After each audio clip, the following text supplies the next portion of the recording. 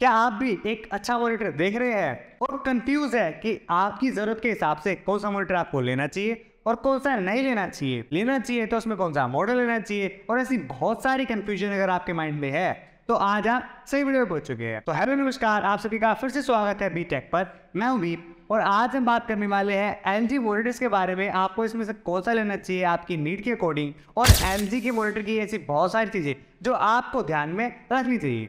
सो wait इस बात कर रहे हैं, डायरेक्टली लेते हैं इस वीडियो में। So let's check it out. तो सबसे पहले तो ये वीडियो LG के द्वारा स्पॉन्सर्ड नहीं है।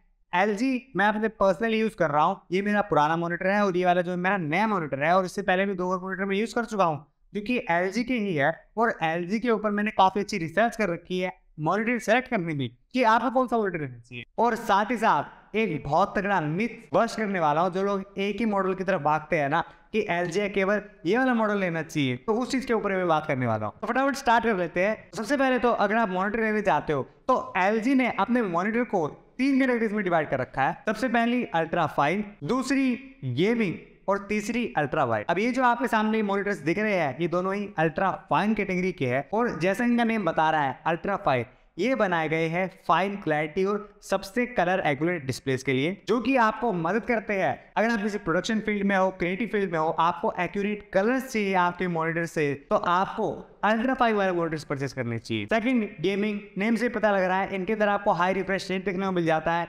इसीलिए वो गेमिंग के लिए ज्यादा टारगेटेड है। उसमें आपको कलर्स उतने एक्यूरेट नहीं देखने को मिलते, बट कलर्स ब्राइट सैचुरेटेड ऐसे देखने को मिलते हैं ताकि आपको गेमिंग में ज्यादा मजा आए। और मेन लेटेंसी कम देखने को मिलती है और रिफ्रेश रेट हाई देखने को मिलता है। थर्ड अल्ट्रा वाइड मॉनिटर ऐसा होता है कि इतनी लंबी डिस्प्ले आप अपने स्क्रीन पे देख ही सकते हो, इस तरह की आपको डिस्प्ले देखने को मिल जाती है, जो कि यूजफुल है मल्टीटास्किंग के लिए, उन एडिटर्स के लिए जो मल्टीटास्क करना पसंद करते हैं, और उन प्रोफेशनल्स के लिए जिनको मल्टीटास्किंग के लिए मल्टीपल एप्स यूज करनी होती है, तो उनके लिए अल्ट्रा वाइड वाली कैटेगरी काफी अच्छी है। तो ये तीनों कैटेगरी के साथ साथ हम बात कर लेते हैं LG के नोमेनक्लेचर की, कि इनका मॉडल जो होता है ना किसके अकॉर्डिंग डिसाइडेड होता है, और आपको इसमें कंफ्यूजन क्यों हो जाती है जो कि नहीं होनी चाहिए। तो सबसे पहले ये दोनों मॉनिटर, ये वाला है LG का 27UL650 और ये वाला मॉनिटर है LG का 27UP650। अब इन दोनों में डिफरेंस क्या है उनकी बात कर लेते हैं। तो उनकी बात आपको समझ आएगी LG के नोमेनक्लेचर से। तो जस्ट फॉर एग्जांपल इसका मॉडल है 27UL650। तो 27 आपको बताता है आपका स्क्रीन साइज, जो कि ये दोनों ही मोटर हमारे 27 इंच की है, तो इसके लिए 27। इसमें 32 इंचेस भी आता है जो कि और बड़ा हो जाता है। यू मीन्स होता है अल्ट्रा फाइन, जो कि अल्ट्रा फाइन के मॉनिटर है। उसके बाद जो टर्म है L, वो आपको बताती है कौन से साल का मॉडल है। तो LG के अंदर जो मॉडल है, जैसे ये वाला है हमारे UL, तो अगर हम बात कर ले कि कौन से ईयर का मॉडल कैसे पता लगेगा आपको, तो उसमें जो इसका सेकंड वर्ड है ना उससे पता लगेगा। तो जैसे कि आप अपने स्क्रीन पे देख सकते हो, UK वाला मॉडल आता है 2018 का मॉडल, UL वाले मॉडल है वो 2019 के मॉडल है, UN वाले मॉडल है वो 2020 के मॉडल है, और जो UP वाले मॉडल है वो 2021 के मॉडल है। तो ये वाला आपका मॉडल है 2019 का। L के बाद M आया और M के बाद आया N, जो कि 2021 का मॉडल है। और Y से इसका कोई भी मॉडल आया नहीं है अल्ट्रा फाइन के अंदर, तो इससे लेटेस्ट कोई मॉनिटर अवेलेबल नहीं है इस प्राइस ब्रैकेट। और ये बात बहुत सारे मेरे व्यूअर्स को या फिर मॉनिटर बायर्स को नहीं पता होगी। सबको पता है कि LG की वीडियो एडिटिंग के लिए या फोटोशॉप के किसी काम के लिए सब फटाफट भागते हैं कि LG का 27 इंच का मॉनिटर है 27UL650 वही लेना है, जिसकी वजह से इस पर्टिकुलर मॉडल की डिमांड हाई रहती है और इसका प्राइस भी हाई रहता है। जबकि ये वाला मॉडल 27UP650 इसका अपडेटेड वर्जन है, बट लोग उसकी तरफ फोकस नहीं करते हैं। लोग कहते हैं हाँ वही मॉडल लेना है भैया, तो वही मॉडल ले लेते हैं। इसका प्राइस हाई चलता रहता है और ये बहुत बढ़िया रेट में मुझे देखने को मिल गया है। ओ चूना लगा दिया। अब ये वाला लिया था 30,000 में लिया था। अभी मैं उधर परचेस करने गया, इसका प्राइस 33-34 के आसपास घूम रहा था और नीचे भी नहीं आ रहा था। हो सकता है आपको 30,000 का देखने को मिल जाए, बट ये वाला इजीली 30,000 में 29,000 में आपको देखने को मिल जाएगा, तो आप इसे परचेज कर सकते हो। इंडियन लोगों ने इसकी डिमांड बिना बात के हाई कर रखी है। चलो क्या है उसे छोड़ो, अब हम बात करते हैं आगे। जैसे मैंने आपको बताया यू टर्म अल्ट्रा फाइन के लिए होती है। इसमें अगर आप गेमिंग वाला लोगे तो यू की जगह G हो जाएगा, उसके बाद LMPN जो भी आपकी टर्म है वो, और अगर आप अल्ट्रा वाइड लेते हो तो वहां पे मॉडल नंबर हो जाएगा W। अब इसके बाद वाला जो टर्म है वो है 650। इसका मतलब कुछ ज्यादा खास है नहीं, जितना हायर नंबर उतनी ज्यादा उसके अंदर पोर्ट्स और बाकी सारी चीजें। जिस फॉर एग्जांपल UL 650 है, इसके अंदर 550 भी आता है और 850 950 भी आता है, जिसके अंदर आपको टाइप सी चार्जिंग सपोर्ट भी देखने को मिल जाता है, स्पीकर्स भी देखने को मिल जाते हैं, जो कि इन दोनों ही मॉडल में आपको देखने को नहीं मिलते। इनपुट आउटपुट की बात करें तो इन दोनों में ही आपको एक डिस्प्ले पोर्ट देखने को मिल जाता है, 2 HDMI पोर्ट देखने को मिल जाते हैं और एक ऑक्स सपोर्ट देखने को मिल जाता है, जिसके थ्रू आप अपने हेडफोन वगैरह कनेक्ट करके साउंड आउटपुट ले सकते हैं। तो बात करें आपको साइज कौन सा लेना चाहिए, तो सबसे सिंपल शॉर्ट में बात करते हैं 27 इंच। हर किसी के लिए, किसी भी क्रिएटिव फील्ड में हो, किसी भी प्रोडक्शन फील्ड में हो, 27 इंच सबके लिए बहुत बढ़िया है, चाहे वो गेमर हो चाहे वो वीडियो एडिटर हो। बट अगर आपको इससे बड़ा चाहिए तो आप नेक्स्ट टू मैक्स 32 इंच की तरफ जा सकते हो, जो कि काफी अच्छा साइज होता है। ये साइजेस मैटर करते हैं नॉर्मल 16:9 वाले मॉनिटर्स के लिए, बट अगर आप अल्ट्रा वाइड लेने जा रहे हो तो आपको उसमें मिनिमम 34 इंच वाला लेना चाहिए, जिससे आपको अच्छा खासा स्क्रीन स्पेस देखने को मिल जाएगा और आप अल्ट्रा वाइड का अच्छा खासा यूज कर पाओगे। अब बात कर लेते हैं रेजोल्यूशन की और बाकी सारी चीजों में कि आपको मॉनिटर परचेस करते हुए और क्या क्या देखना चाहिए।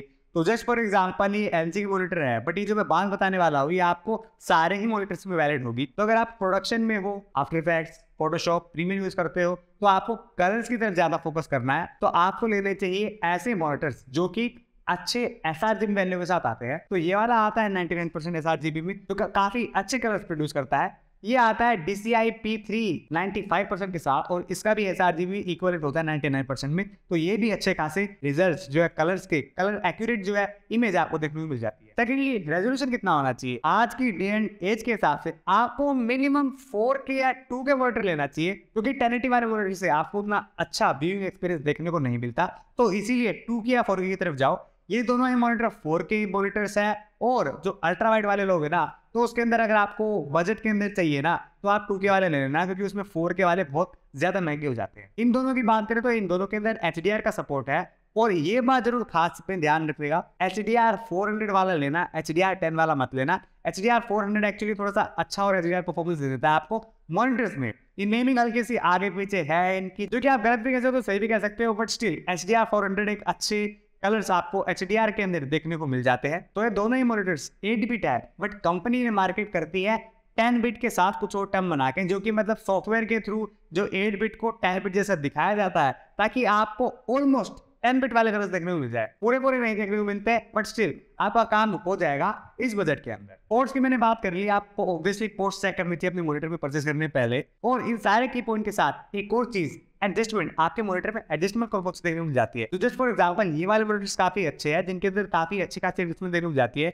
इसकी स्क्रीन को आप ऐसे ऊपर नीचे टिल्ट कर सकते हो। ऊपर नीचे टिल्ट करने के साथ साथ ये हाइट एडजस्टेबल है, तो इनकी आप हाइट भी एडजस्ट कर सकते हो। और हाइट एडजस्टेबल होने के साथ साथ ये पिवट माउंट के साथ आते हैं, तो आप इसे वर्टिकल भी कर सकते हो। तो ये सारे एडजस्टमेंट के साथ ये मॉनिटर काफी अच्छे हो जाते हैं आपको यूज करने के लिए, कि आप किस तरह से यूज करना चाहते हो।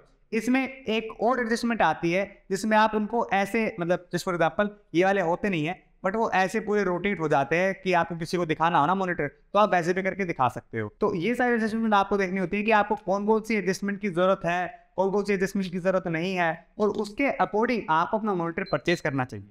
तो इस सारी चीजों के बाद आई होप आप एक अच्छा मॉनिटर सेलेक्ट कर पाओगे अपनी नीड्स के अकॉर्डिंग, कि आपको किस चीज की रिक्वायरमेंट है, क्या इंडस्ट्री स्टैंडर्ड्स है, क्या मॉडल नंबर है और बाकी सब कुछ। LG के कौन से बढ़िया मॉनिटर्स है उनका लिंक मैंने डिस्क्रिप्शन में डाल दिया है, आप वहां से जाके चेकआउट कर सकते हो। आप उन लिंक से बाय करोगे तो चैनल को हेल्प मिलेगी, ताकि आपके लिए ऐसी और अमेजिंग वीडियोस ला पाए। अगर आपको वीडियो पसंद आए तो डेफिनेटली लाइक कर लेना, शेयर कर लेना और सब्सक्राइब भी कर लेना अगर आपने अभी तक नहीं किया है। मैं मिलूंगा आपसे अगले वीडियो में, तब तक के लिए bye bye, have a nice day.